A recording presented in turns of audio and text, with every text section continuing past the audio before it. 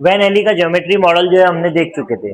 Geometry model में जो है इसके जो है कितनी स्टेजेस है दी हुई, स्टेजेस कितनी है 5 है, लेवल्स कितनी है 4। कौन कौन सी लेवल है, जीरो लेवल। जीरो लेवल का नाम क्या है, विजुअलाइजेशन या अपीयरेंस लेवल, बराबर है। दूसरा क्या है, फर्स्ट लेवल, क्या नाम है,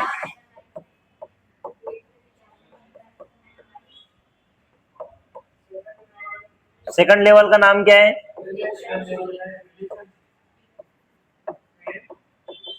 रिलेशनशिप। उसके बाद कौन सी है,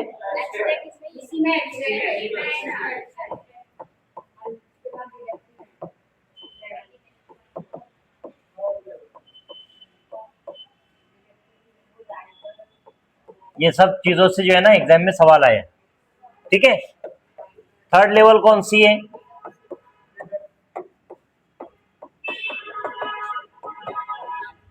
डिडक्टिव लेवल या formal deductive level, formal deductive level. और चौथी लेवल कौन सी है,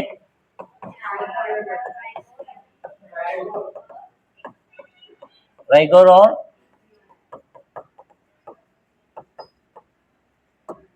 एक्सियम लेवल। ये जो है ज्योमेट्रिकल मॉडल है।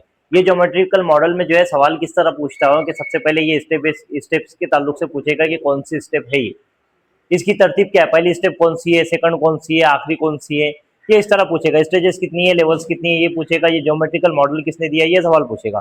दूसरी बात जो है थोड़ा सा बढ़ाकर अब क्या कर रहा है वो,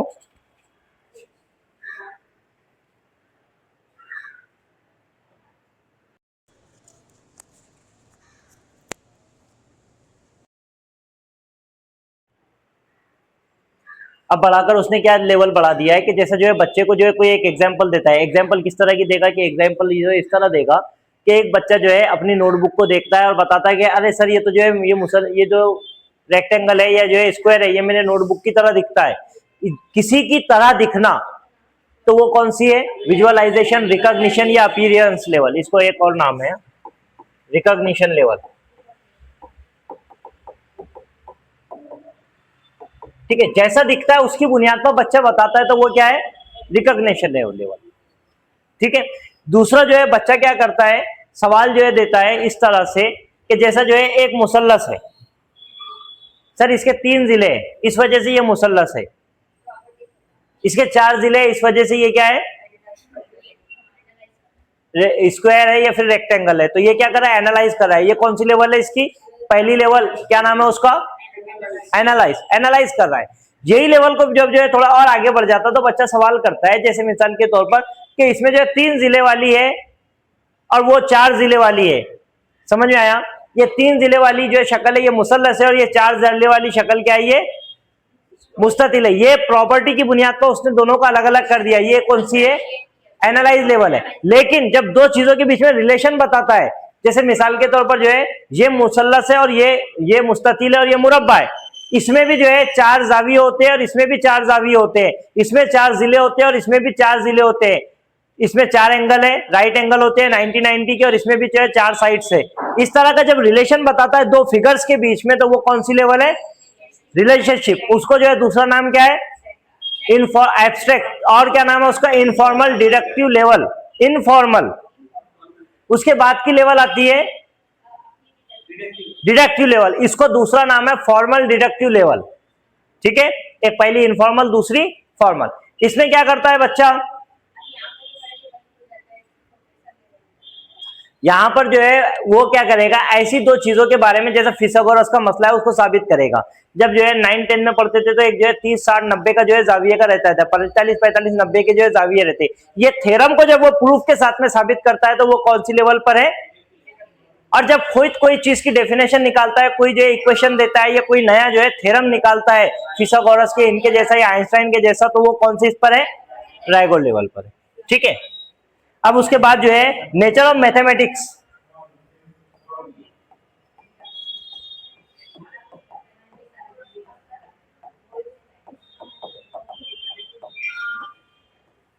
मैथमेटिक्स का नेचर क्या है, तो सबसे पहला ये होता है कि मैथमेटिकल जो है लॉजिकल और सिस्टमेटिक सब्जेक्ट है। क्या ये लॉजिकल एंड सिस्टमेटिक है। लॉजिकल तो समझता है हर चीज के पीछे लॉजिक रहेगा, समझ में आया, 2+2 लॉजिक है। लॉजिकल और सिस्टमेटिक है। सिस्टमेटिक मतलब कि बच्चे को नंबर से खेलने से पहले उसको नंबर पता होना चाहिए, पहले उसको जमा आना चाहिए, फिर वजा आना चाहिए, फिर जरब, और फिर जो है तकसीम, फिर उसके बाद की स्टेप में आगे जाएगा। तो ये क्या है, लॉजिकल है और सिस्टमेटिक है, सिस्टम में होता है।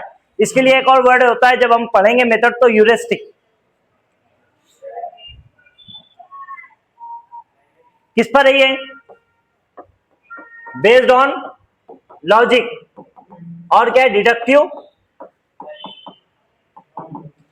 रीजनिंग। डिडक्टिव रीजनिंग समझता है ना, इसी वजह से ये क्या है, लॉजिकल है। दूसरा, maths abstract in nature. Maths क्या है, एब्स्ट्रैक्ट मतलब कंक्रीट नहीं है। 2+2 ये दिख रहा है कि किसी को दिखाई देता है, फिथागोरस का मसला दिखाई दे रहा है, ये दिखाई नहीं देता, एब्स्ट्रैक्ट है। मैथ्स एग्जैक्ट और प्रिसाइज है। मैथ्स क्या है, एग्जैक्ट एंड प्रिसाइज, मतलब इसमें गलती की कोई गुंजाइश नहीं। 2+2 कितने भी लोगों ने कितने भी साल के बाद किए तो जवाब क्या आएगा, 4 ही आएगा। तो एग्जैक्ट है ना। 4 के पहाड़े में तुम 5 को लेकर आ सकते हैं, 9 के पहाड़े में 10 आ जाएगा, नहीं आएगा, क्योंकि ये एग्जैक्ट और प्रिसाइज है। मैथ्स जो है सिंबॉलिक है। मैथ्स क्या है, सिंबॉलिक है एंड लैंग्वेज बेस्ड है। Symbolic and language based, language based समझता है ना, मतलब जबान की इसको जरूरत है।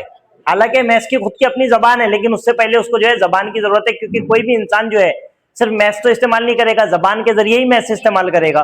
कोई किसी दुकान पर चले गए, किसी से कोई सौदा लेकर आना है तो उसको जबान से बोलना पड़ेगा, है ना। ये क्या है, लैंग्वेज बेस्ड है। ऊपर से सिंबॉलिक है। सिंबॉलिक क्या है, 2+2 ये क्या है, 4, ये 2 क्या है, सिंबल है, 2 क्या है, सिंबल है, 4 क्या है, सिंबल है, A+B ये क्या है, सिंबल है, XY बराबर Z ये क्या है, सिंबल है। तो मैथ्स क्या है, सिंबॉलिक है और लैंग्वेज बेस्ड है।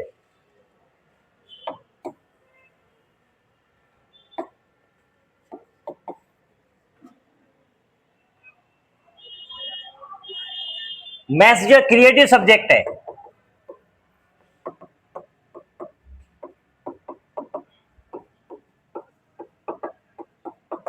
मैथ्स क्या है, क्रिएटिव सब्जेक्ट है। क्यों क्रिएटिव सब्जेक्ट है, मल्टीपल मेथड का इस्तेमाल कर सकते हैं हम, मतलब इसमें पाबंदी नहीं है कि कोई एक सब्जेक्ट, एक ही मेथड का इस्तेमाल करके तुम जवाब निकालो, कोई भी तरीका इस्तेमाल करो जवाब आएगा। मल्टीपल मेथड का जो इस्तेमाल कर सकते हैं, पैटर्न को जो है रिकॉग्नाइज करते हैं, पैटर्न रिकॉग्निशन,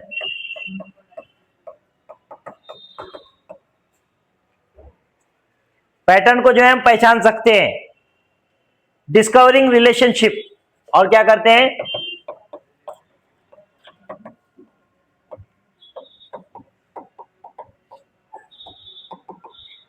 ये 3 चीजों की वजह से मैथ्स क्या है, क्रिएटिव सब्जेक्ट है। मल्टीपल मेथड है, जैसे मिसाल के तौर पर जो है मुझे निकालना है 2+2 4, जवाब 4 आ रहा है, 5 माइनस 1 4, 2 ज़रब 2 4। जवाब कितने तरीकों से आ सकता है?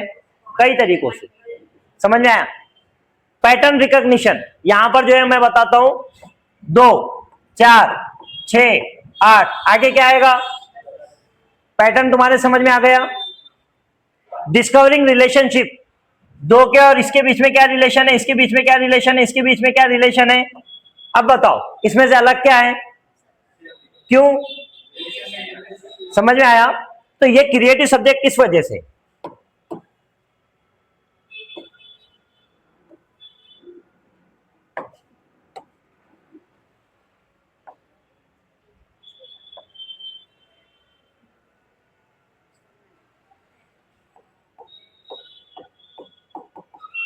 Maths develop problem solving ability.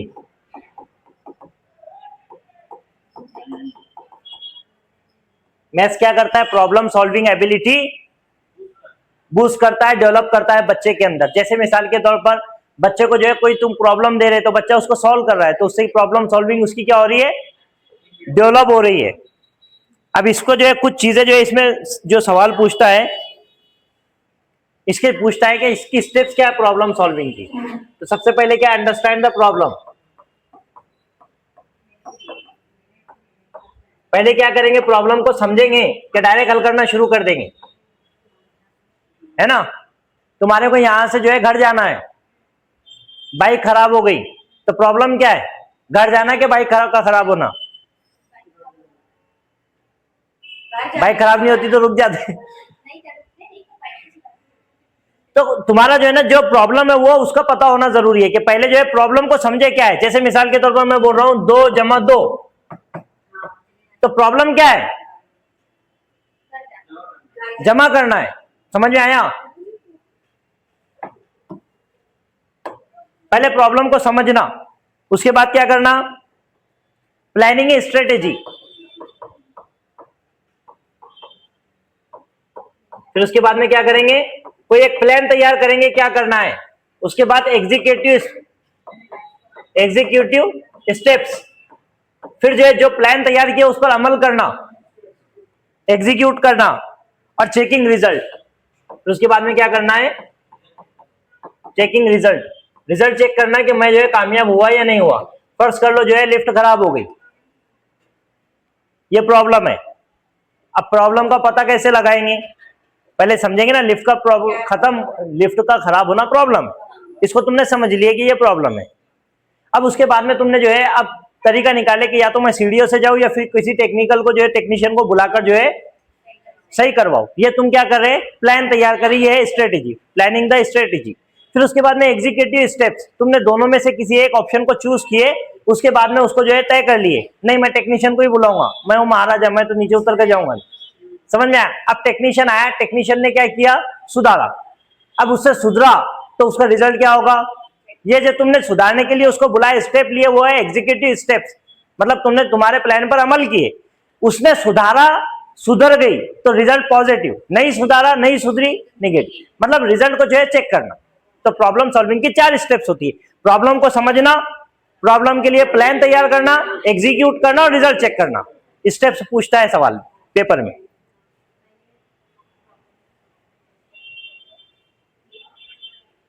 Maths जो है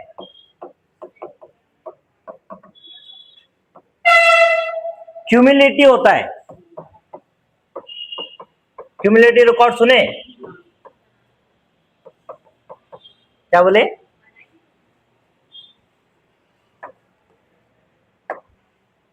बनाए नहीं कभी?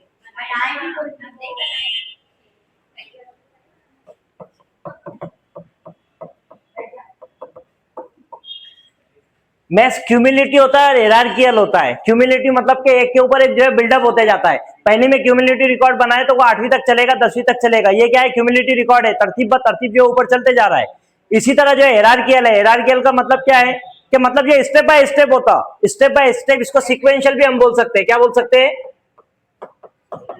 सिक्वेंशियल या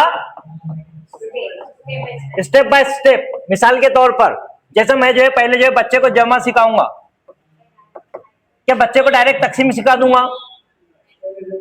पहले जमा, पहले जो है क्या आएगी, जमा आएगी, फिर जो है वजा आएगी, फिर जो है जरब आएगी, फिर क्या आएगा, तकसीम आएगा। ये 4 बेसिक अमल के बाद बच्चे को तुम दूसरी चीज पर ले जाएंगे, एक्स वाई जेड पर लेकर जाएंगे, फिर जो है अलजेब्रा पर, ज्योमेट्री पर, धीरे धीरे आगे बढ़ेंगे, डायरेक्ट आगे बढ़ जाएंगे। मतलब ये सीक्वेंशियल है, स्टेप बाय स्टेप। इस पर सवाल पूछता है हायरार्किकल इन नेचर। समझ में आया? ठीक है, स्टेप बाय स्टेप।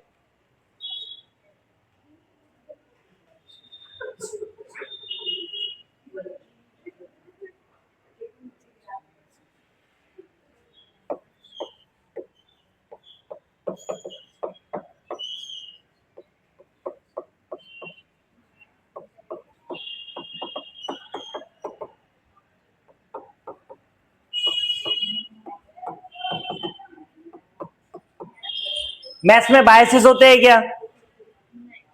हाँ,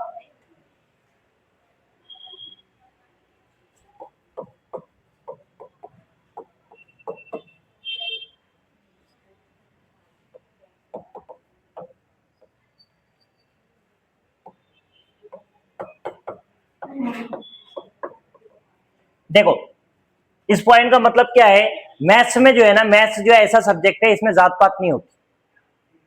ये अगर से एक आम बच्चे को मुश्किल लगता है, बड़े बच्चे को भी मुश्किल लगेगा। छोटे घर के बच्चे को मुश्किल लग रहा है, बड़े घर के मुश्किल को बच्चे, मैं मजाक कर रहा हूँ। ये बात इसके इस तरह, इसके कहने का मतलब कि हमने जो है कोई ऐसे बायसेस नहीं होते, जैसे जो है एक मैथ से 2 जमा 2 तुम जो है यहाँ पर पढ़ाओ, अमेरिका में पढ़ाओ, इंग्लैंड में पढ़ाओ, रशिया में पढ़ाओ, चाइना में पढ़ाओ, वो उसके मायने बदल लेंगे?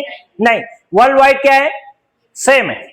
इस पे जो है कल्चर और लैंग्वेज का कोई तफावत नहीं है। उर्दू में पढ़ रहे हैं मैथ्स सेम है, इंग्लिश में पढ़ रहे हैं सेम है, इंग्लिश में चाइनीज में पढ़ रहे हैं सेम है, हर लैंग्वेज में मैथ्स क्या है, सेम है। कल्चर का इसमें इंपॉर्टेंस का दखल रहता है कि जैसा जो है तुम्हारे इन्वायरमेंट में दखल है, तुम्हारे सोसाइटी में हिस्ट्री में दखल है।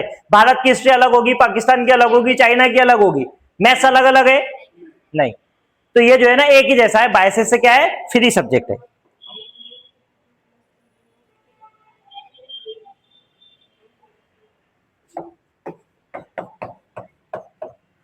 टूल्स फॉर अदर सब्जेक्ट, या इसको कहते हैं interdisciplinary.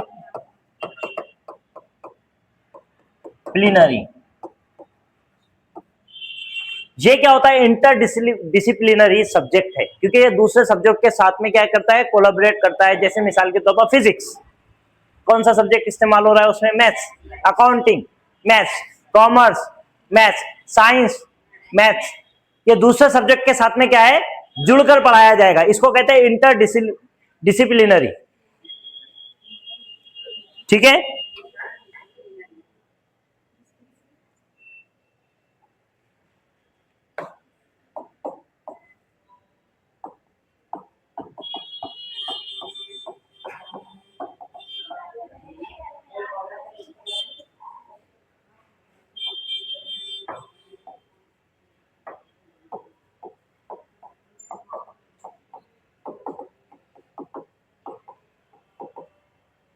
Build mental discipline, mental discipline बनाता है। मेंटल डिसिप्लिन किस तरह बढ़ेगा, देखो पहला आएगा पेशेंस, इसमें सब्र रखना पड़ता है। दूसरा क्या है, परसिवरेंस, लगातार जो है काम को करते रहना पड़ता है, स्टेप बाय स्टेप, है ना। कोई तुम्हारे को सवाल दे दिया तो तुम हल करते हुए जाएंगे, उसमें जो है सब्र रखना पड़ेगा, फौरन जवाब नहीं आएगा। परसिवरेंस, लगातार उसको करते रहना पड़ेगा। कॉन्फिडेंस बिल्डअप हो, कंसंट्रेशन रहना चाहिए। क्या है, कंसंट्रेशन भी इसमें क्या है, जरूरी है। और चौथी बात, इसमें जो है कॉन्फिडेंस बिल्डअप होता है।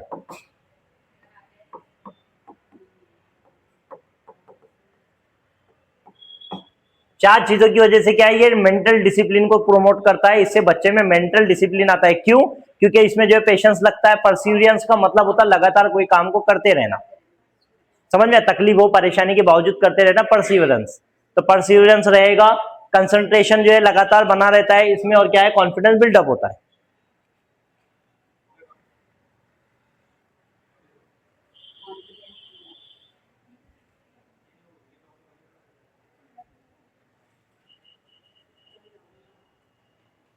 इससे फायदा क्या होता है?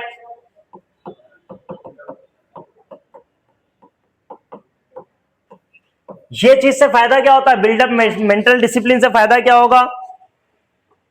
बच्चा जो है एक्सेप्ट करता है मिस्टेक। Learner accept mistakes. बच्चा क्या करेगा? अपनी गलती को मानेगा, यह सलाहियत उसके अंदर पैदा होगी। ट्राई अल्टरनेटिव स्ट्रेटेजीज, मतलब एक तरीके से सवाल हल नहीं हुआ तो दूसरा तरीका इस्तेमाल करेगा। और तीसरी इसके अंदर सलाहियत पैदा होगी, थिंक इंडिपेंडेंटली।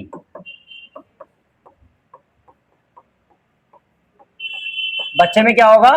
इंडिपेंडेंटली, किसी पर मोहताज रहकर सोचने की सलाहियत पैदा नहीं होगी, खुद से सीखेगा।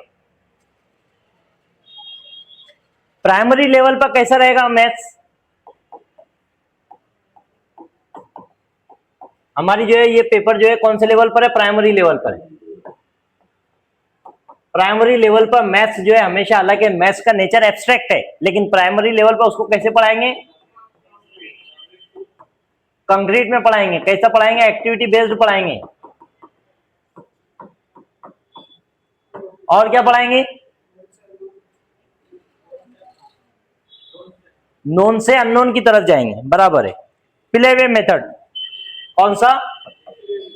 खेल खेल में पढ़ाना है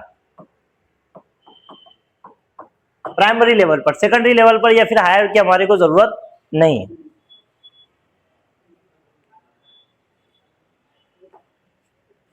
application of maths in real life. Application of maths in real life मतलब मैथ्स को रियल लाइफ से जोड़कर पढ़ाना है बच्चे को। बाकायदा तो दुकान पर जाकर खरीदी करना है तो उसको जमा वजा जरब तकसीम आना चाहिए, तो बच्चे को सवालात भी ऐसे देंगे जो उसके डे टू डे लाइफ में होंगे। रियल लाइफ से जोड़कर पढ़ाना, इसी को हम क्या कहते हैं? कॉन्टेक्स्ट में पढ़ाना।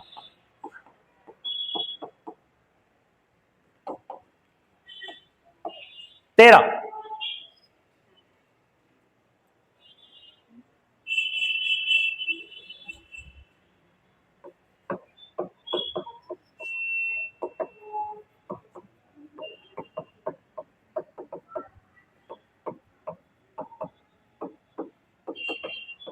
ये जो क्रिएटिविटी और जो है क्या करता है? इमेजिनेशन को बिल्डअप करता है। कैसे? कैसे बिल्डअप करता है?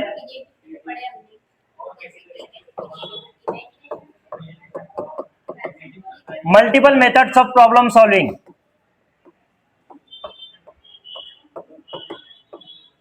कई तरीकों से प्रॉब्लम जो है बच्चे में सॉल्व करने की सलाहियत पैदा होती है। ठीक है? 2 + 2 भी क्या होते हैं? 2 होते हैं। 4 होते हैं। 2 ज़रब 2 भी क्या होते हैं? 6 - 2 भी क्या होते हैं? 4 होते हैं। 1 + 3 भी क्या होता है? 4 होता है। पैटर्न फॉर्मेशन, बच्चे को जो है पैटर्न समझ में आता है। समझ में आया? पैटर्न फॉर्मेशन है ना? पैटर्न जो पढ़ रहे हैं तो बच्चे को समझ में आता है। स्कॉलरशिप में जो देता है ना सवाल पैटर्न के, एस्टिमेशन। बच्चा क्या करता है? अंदाजा लगाता है, यहां से तेरा घर कितना होगा? 1 किलोमीटर होगा। ये कितने फीट की होगी? 1.5 फीट की होगी। ये अंदाजा लगाना किसी चीज का क्या है? Estimation. Exploring alternate strategies. Exploring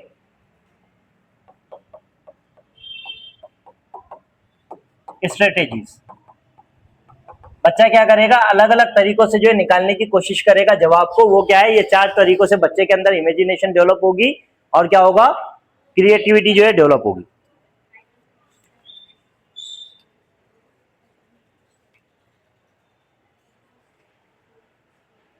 बच्चे को जब भी पढ़ाएंगे हम तो उसका कॉन्फिडेंस बिल्डअप करेंगे ताकि बच्चे में मैथ्स में जो है पॉजिटिविटी बिल्डअप हो। ठीक है? अब जो है कुछ पॉइंट्स इसके अलावा जो इंपॉर्टेंट है।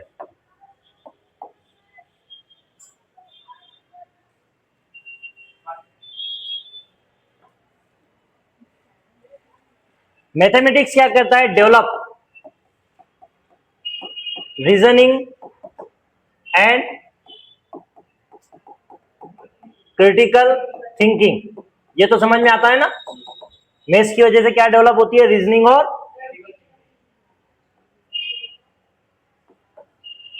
दूसरा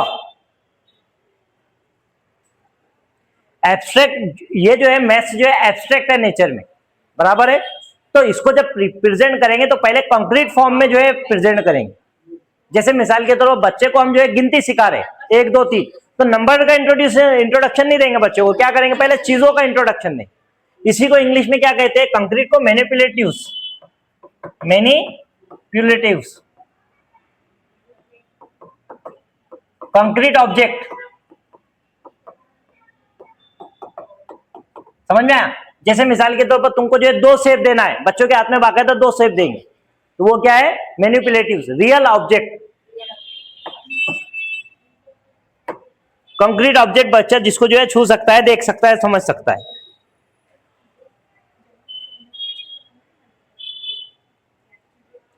पहले जो है क्या करेंगे? प्राइमरी लेवल पर बच्चे को पहले क्या करेंगे? कंक्रीट, बराबर है। फिर उसके बाद में विजुअल या picture based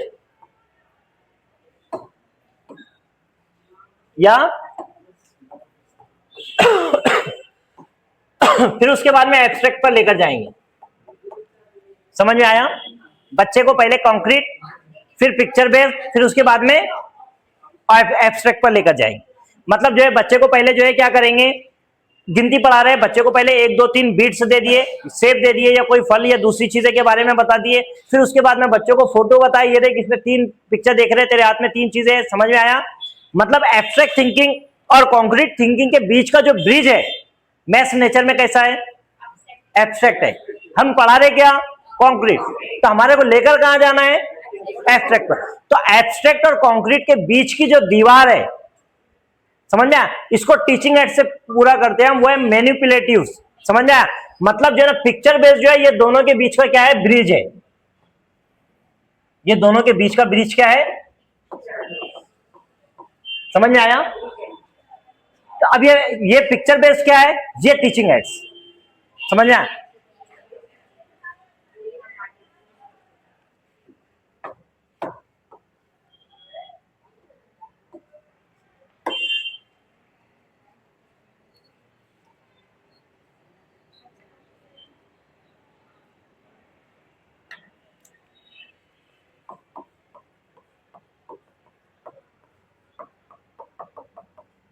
on universal language,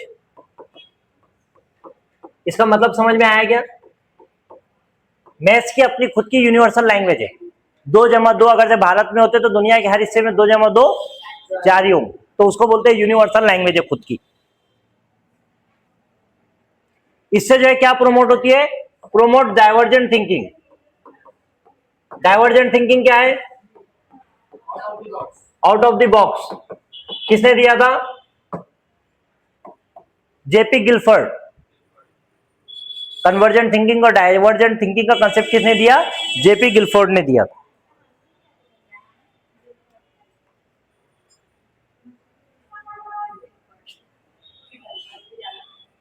memorisation होगा क्या उसमें?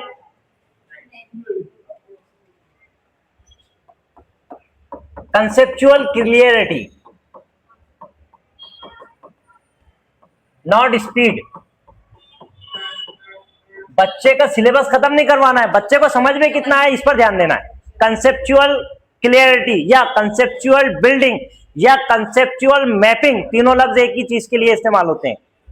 ठीक है? कंसेप्चुअल बिल्डिंग, कंसेप्ट का जो है बनाना, कंसेप्ट मैपिंग भी उसको कहते हैं, कंसेप्ट क्लियरिटी मतलब बच्चे का कंसेप्ट क्लियर होना। ये तीनों का मतलब यही है। मैथ्स जो है फाउंडेशन सब्जेक्ट है। क्या है? Maths is a foundation subject. Science पहले आता है क्या? कॉमर्स आता है, अकाउंटिंग आता है, इंजीनियरिंग आता है, उससे पहले क्या आता है? ये मैथ्स आता है। तो ये क्या है? फाउंडिंग सब्जेक्ट है। फाउंडेशन है ये तमाम सब्जेक्ट्स का। मैथ्स का एम क्या है? Mathematical thinking, mathematical thinking, mathematical thinking जो ऊपर दिया हुआ है ना, ये सब है, नॉट कंप्यूटेशन। कंप्यूटेशन क्या है?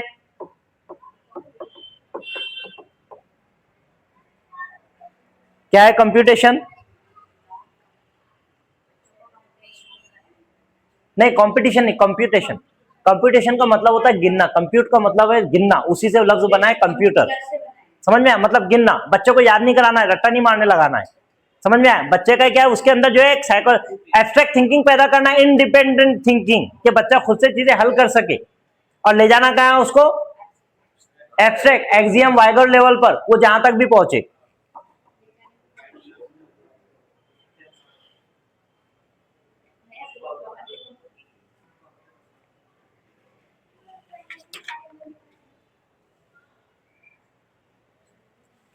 ये यहां पर जो है हमारा ये टॉपिक जो है खत्म होता है।